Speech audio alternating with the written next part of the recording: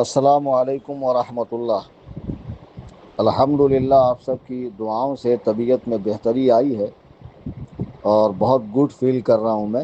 اور آج گوونڈی ممبئی میں رافضیوں کے رد میں میرا خطاب ہے۔ جتنے بھی ممبئی کے فالوورز ہیں چینل میں، میری ان سے گزارش ہے کہ ضرور اس پروگرام میں پہنچیں۔ انشاءاللہ دلائل قاہرہ کے ساتھ روافظ کا اور ان کے ہم نواؤں کا رد ہوگا۔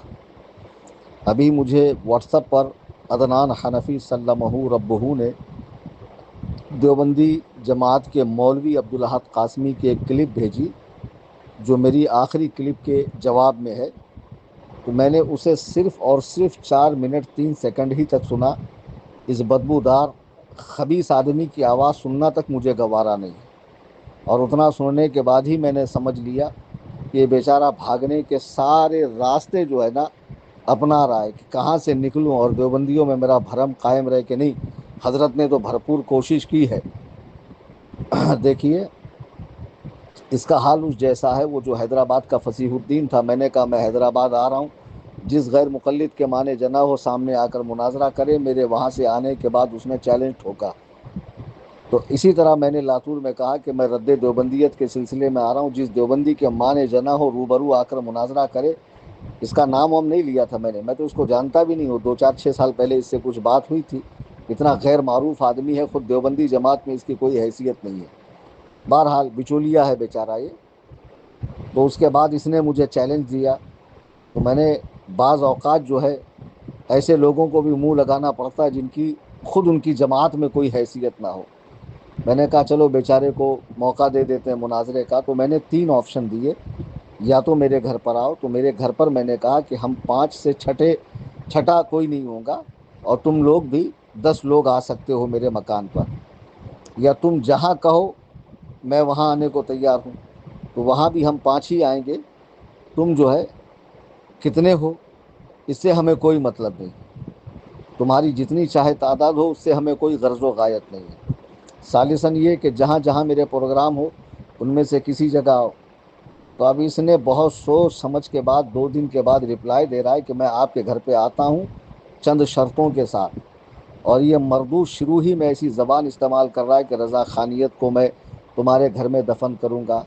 ابے سور کے بچے، خنزیر کی اولاد، تیرا پالا ایسے شخص سے پڑا جو ہر طرح کی زبان بولنا جانتا، اور سب کو معلوم ہے کہ میں سخت زبان ہوں اور اللہ و رسول کے دشمنوں کو میں گالیاں بھی دیتا ہوں۔ تیرا وہ حرام کا جنا قاسم نانوتوی، وہ سور کا بچہ جس کو قبر میں عذاب ہو رہا ہے، وہ خنزیر اشرف علی تھانوی، وہ مردود، وہ لعین، وہ انگریزوں کا پودا، وہ حرام خور رشید گنگوہی، کوا خور ملا سور، وہ خلیل امبیڈوی، وہ حرام الدہر جہنم کا کندا، یہ جتنے ملا ہیں ان کے کفر پہ تیرا باپ مناظرہ کرے گا؟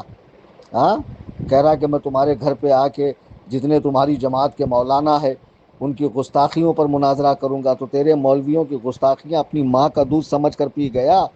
تو نے پہلی ویڈیو میں کہا کہ اعلیٰ حضرت نے اللہ سبحانہ و تعالیٰ کی توہین کی، تو میں نے جواب دیا کہ اعلیٰ حضرت نے خداوند قدوس و جبروت کی کوئی توہین نہیں کی، بلکہ جس کو تم نے جھوٹا کہا خدا کو، تو اعلیٰ حضرت نے نتیجتاً بتایا کہ جھوٹا ہونے کی صورت میں یہ باتیں بھی لازم آئیں گی۔ اعلیٰ حضرت نے اس طرح ارشاد فرمایا، اس کا تو کوئی جواب تو نے دیا نہیں۔ اب پھر کہہ رہا ہے کہ تحریراً پولیس کی پرمیشن لے کر آئے۔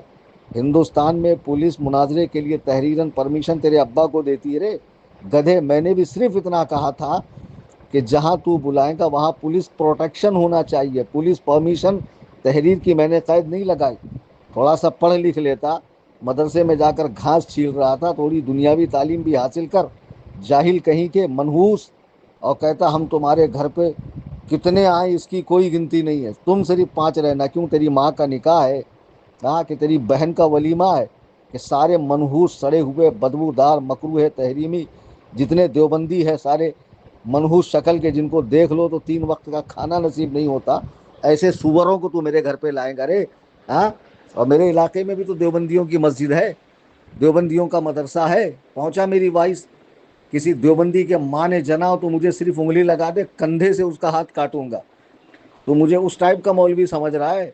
ہاں، الحمدللہ رضا کے شعر ہر اعتبار سے مضبوط ہوتے ہیں اور توڑائی بھی کرتے ہیں۔ پوچھنا ہے نا ذرا مفتی جاوید صاحب بودھن والے سے پوچھنا کہ لاتور سے تقریر کر کے میں جب بودھن جا رہا تھا، بیچ میں ایک کار ہمارا پیچھا کر رہی تھی، میں نے اپنی کار کو روک کر سب سے پہلے اس کی توڑائی کی ہے، بعد میں میرے ساتھ والوں نے توڑائی کی ہے۔ ابے منحوس کہیں کے کہہ رہا ہے کہ آپ کے گھر میں صرف تم 5 ہوں گے اور ہم جتنے چاہے ہوں گے۔ کیوں؟ تیری اماں کا بھنڈارا چل رہا ہے یہاں، مفت کا کھانے والے حرام خور سالے، کہہ رہا ہم چاہے جتنے ہوں گے۔ کیوں؟ میرے گھر میں بھی آنا تو صرف 10، اور پولیس پرمیشن تحریرن نہیں لائی جائیں گی، اور تو نے میرا فوٹو لگا کر چیلنج کیا ہے، اب کیوں کہہ رہا ہے کہ 3 ذمہ داروں کی دستخط لے کر آئے؟ تیری بھونڈی کوئی بھی شرط نہیں مانی جائے گی، تیری جتنی بھونڈی شرط ہے سب ریجیکٹ ہے، سب ڈسٹ بن کے اندر ہے، کوئی قبول نہیں ہے۔ آنا ہے 10 لوگوں کے ساتھ، میرے گھر پر ٹائم بتا آ۔ ہمارا موضوع ہے کہ اکابر دیوبند بدترین کافر ہیں، گستاخ رسول ہیں، ان کی تحریروں سے نبی اکرم صلی اللہ علیہ وسلم کی توہین ہوئی ہے، اور اس گستاخی کی بنا پر وہ کافر ہے، ان کے کفر و عذاب میں شک کرنے والا بھی کافر ہے۔ دوسرا کون سا موضوع ہوگا یہ تجھے اختیار ہے، لیکن پہلے اس موضوع پر گفتگو ہوگی۔ اور پولیس پروٹیکشن کا انتظام میرے ذمہ ہے کہ میرے گھر پر 2 پولیس والے دروازے پر بیٹھے ہوئے رہیں گے، پولیس پرمیشن تحریرن نہیں ملے گی، اور مجھے کسی سے بھی کوئی تائید کا لیٹر لانے کی ضرورت نہیں ہے۔ ٹھیک ہے؟ مدرسے کی جو میری سند ہے فضیلت کی یا تحقیق کی، سمجھا، تخصص فی الفقہ کی، وہ کافی ہے۔ تجھے آنا ہے مناظرے کے لیے آ، تیرے ملاؤں کو کفر کے دلدل سے نکالنا ہے جو جہنم میں گل سڑ رہے ہیں، فرشتے جن کی ٹھکائی کر رہے ہیں، اور ان لعنتیوں کا جو تو بچاؤ کر رہا ہے، تیرا بھی وہی ٹھکانہ ہونے والا ہے۔ تو آ ممبئی، ٹھیک ہے؟ 10 لوگوں کو لا سکتا ہے، تمہارے آنے جانے کھانے پینے ٹھہرنے، منحوسو کوا بریانی سب کا انتظام میرے ذمہ، وہ ٹینشن مت لے، لیکن صرف 10۔